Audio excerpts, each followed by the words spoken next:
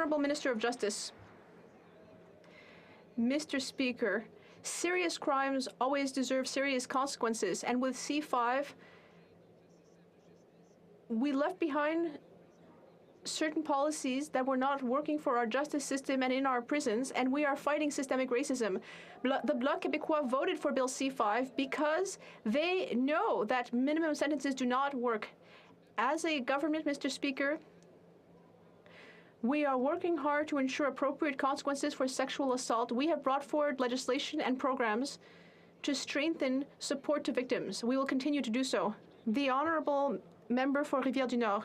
Mr. Speaker, in the media, we saw that 4 victims advocacy groups share Quebec's concerns. We should not ignore them.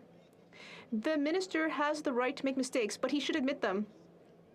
At one point, everyone seemed open to the Bloc Québécois compromise, including committee experts.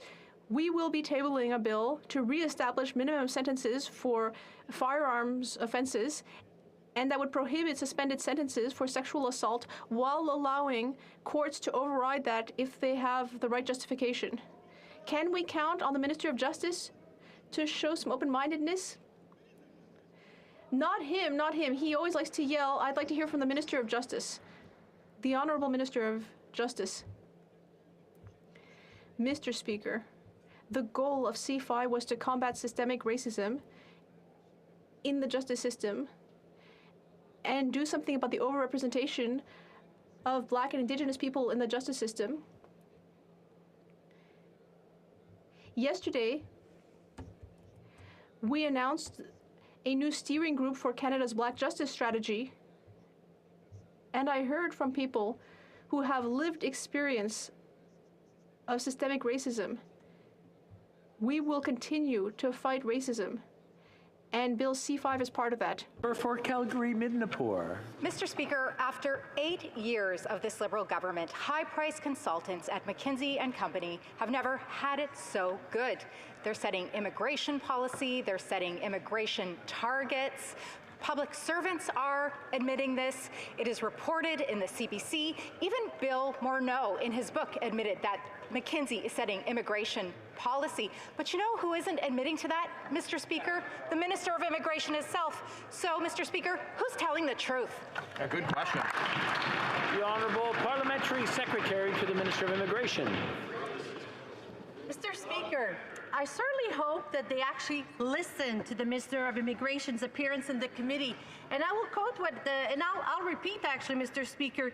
The Minister was very clear that he has not met with McKinsey or had any influence by them. But if they want to listen to someone, let's quote someone, Mr. Speaker. And I would invite them to listen to their former Conservative leader, John Reynolds.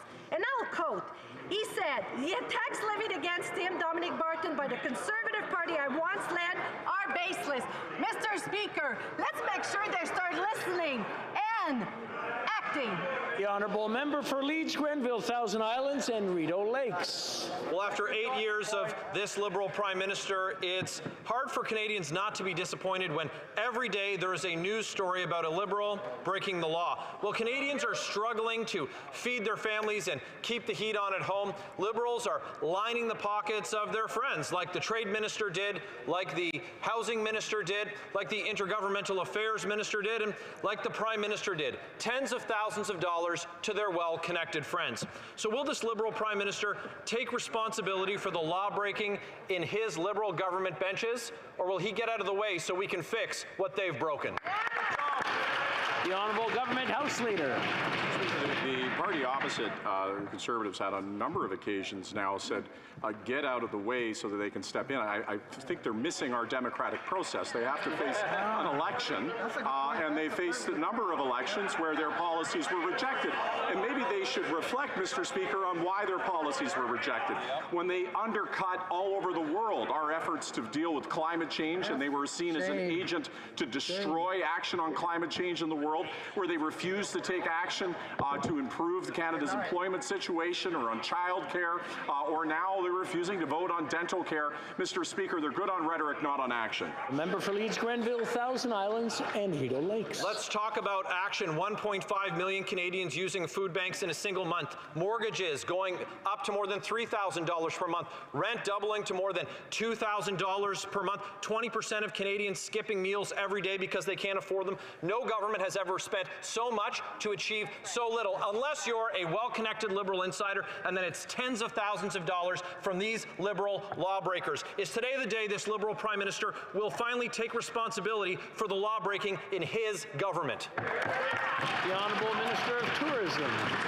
Let's dial the tape back. 10 years of economic stagnation under the Harper Conservatives. Not a year over 1% of growth. Mr. Speaker, 2.7 million people lived out of poverty since we've been on this side. Mr. Speaker, 2 million more Canadians working. What do the Conservatives have, Mr. Speaker?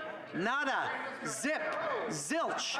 No plan on climate change. No plan on affordability. No plan to grow the economy. We have a plan. We're delivering it. All they have is buzzwords and nonsense economics. The Honourable Member for Pontiac. Mr. Speaker, post-secondary education for official language minority communities throughout the country is very important for our government. In Francophone communities, there are many needs. There's the labor shortage.